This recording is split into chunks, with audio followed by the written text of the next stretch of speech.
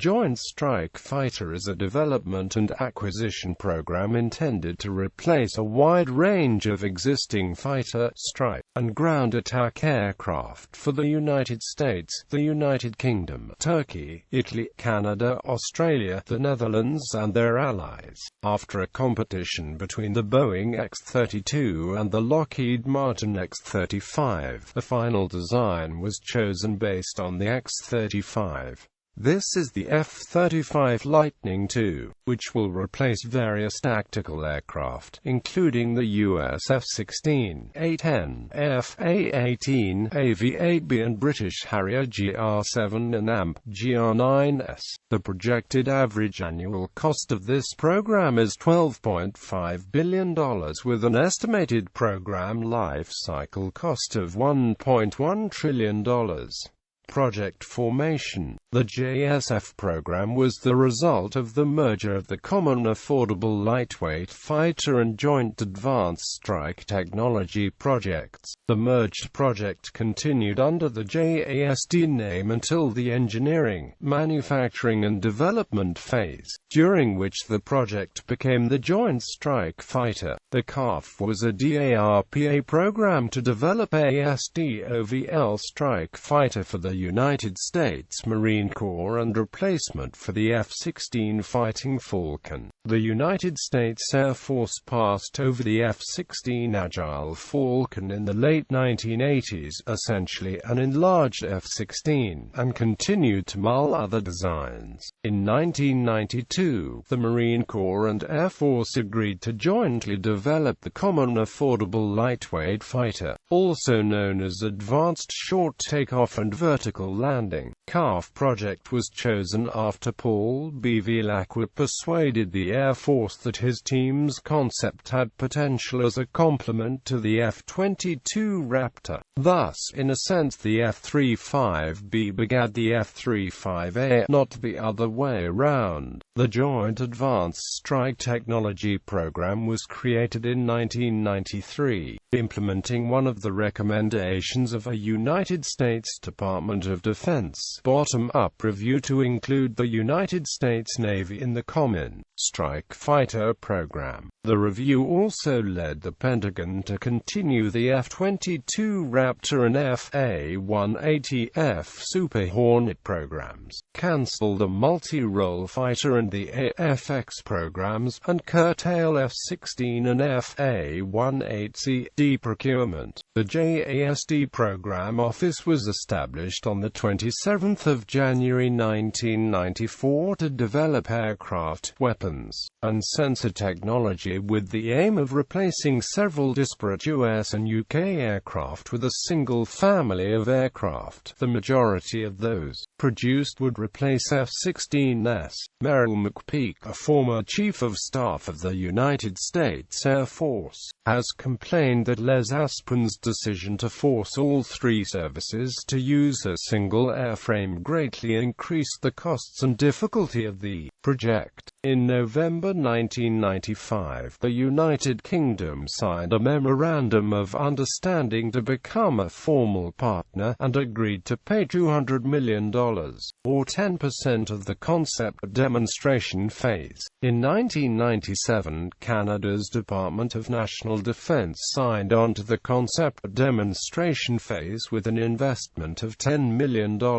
This investment allowed Canada to participate in the extensive and rigorous competitive process where Boeing and Lockheed Martin developed and competed the prototype aircraft. JSF competition. Studies supporting JASD-JSF started in 1993 and led to SDOVL submissions to the DoD by McDonnell Douglas, Northrop Grumman, Lockheed Martin and Boeing. 1. McDonnell Douglas proposed an aircraft powered by reheated turbofan, with a remote gas-driven fan to augment lift in the SDOVL mode. Later, General Electric did a ground demonstration of this engine configuration. 2. The Northrop Grumman aircraft featured an auxiliary lift engine augmenting the dry thrust from a reheated turbofan fitted with a pair of thrust vectoring nozzles.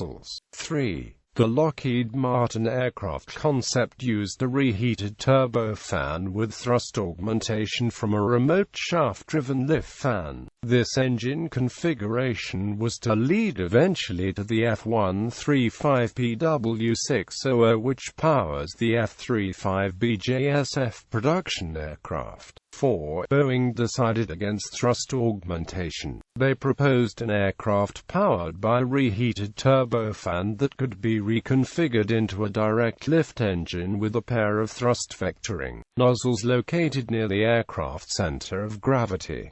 This led to the F-119 PW614S, which powered the X-32 BJSF demonstrator. 2 contracts to develop prototypes were awarded on November 16, 1996, one each to Lockheed Martin and Boeing. Each firm would produce 2 aircraft to demonstrate conventional takeoff and landing, carrier takeoff and landing, and short takeoff and vertical landing. McDonnell Douglas's bid was rejected in part due to the complexity of its design. Lockheed Martin and Boeing were each given $750 million to develop the concept demonstrators and the definition of the preferred weapon system concept. The aim of this funding limit was to prevent one or both contractors from bankrupting themselves in an effort to win such an important contract. Also in 1996, the UK Ministry of Defence launched the Future Carrier-Borne Aircraft project.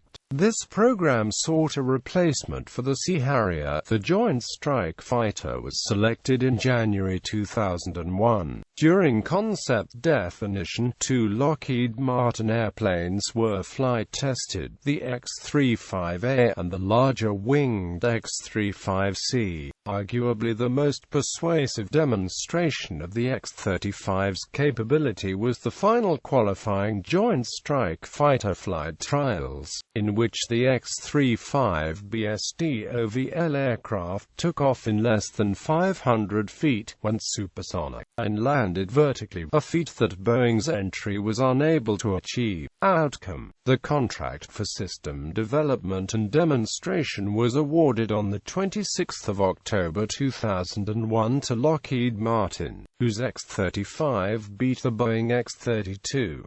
One of the main reasons for this choice appears to have been the method of achieving SDOVL flight, with the Department of Defense judging that the higher performance lift fan system was worth the extra risk. When near to the ground, the Boeing X-32 suffered from the problem of hot air from the exhaust circulating back to the main engine, which caused the thrust to weaken and the engine to overheat. The United States Department of Defense officials and William Bark, the UK Minister of Defense Procurement, said the X-35 consistently outperformed the X-32, although both met or exceeded requirements. The development of the JSF will be jointly funded by the United States, United Kingdom, Italy, the Netherlands, Canada, Turkey, Australia, Norway and Denmark.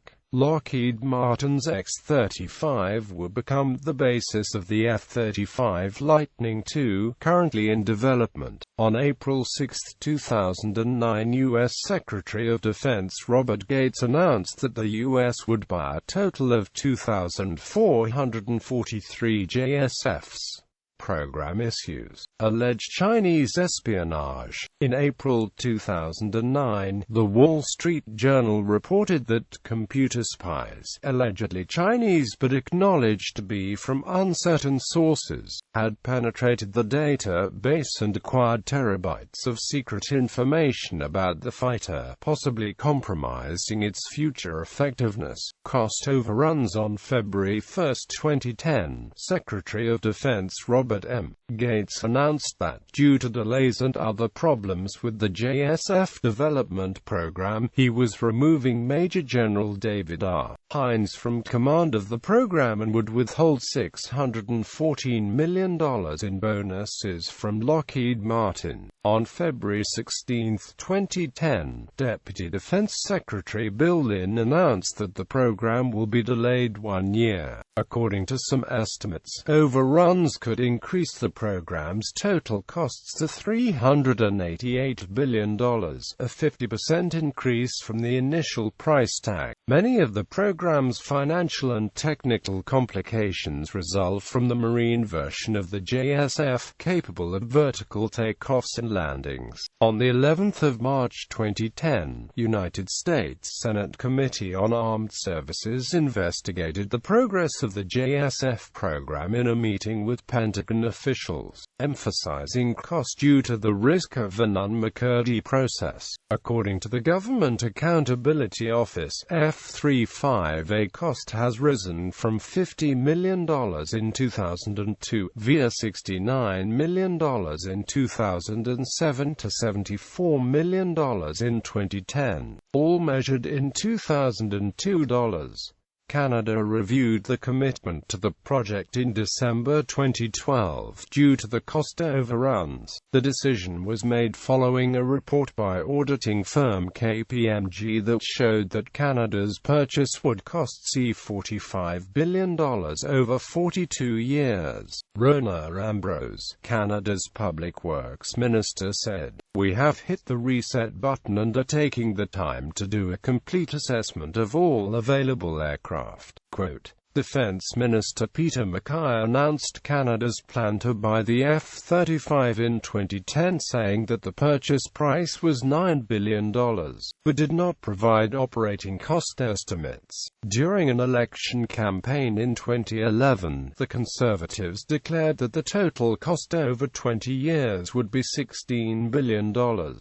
Performance concerns. Concerns about the F-35's performance have resulted partially from reports of simulations by RAND Corporation in which 3 regiments of Russian Sukhoi fighters defeat 6 F-22s by denying tanker refueling. As a result of these media reports, then Australian Defence Minister Joel Fitzgibbon requested a formal briefing from the Australian Department of Defence on the simulation. This briefing stated that the reports of the simulation were inaccurate and that it did not compare the F-35's performance against that of other aircraft. Andrew Hearn, director of RAND Project Air Force, made the following statement. Recently, articles have appeared in the Australian press with assertions regarding a wargame in which analysts from the RAND Corporation were involved. Those reports are not accurate. RAND did not present any analysis of the wargame relating to the performance of the F-35 Joint Strike Fighter, nor did the game attempt detailed adjudication of air-to-air combat. Neither the game nor the assessments by RAND in support of the game undertook any comparison of the fighting qualities of particular fighter aircraft. Furthermore, Marge. Richard Koch, Chief of USAF Air Combat Command's Advanced Air Dominance Branch, is reported to have said that, "I wake up in a cold sweat at the thought of the F-35 going in with only 2 air dominance weapons," with an Aviation Week article casting an extremely skeptical eye over the source of claims that the F-35 would be 400% more effective than projected opponents. The experience of the JSF program has led to a more conservative and open-ended future vertical lift program.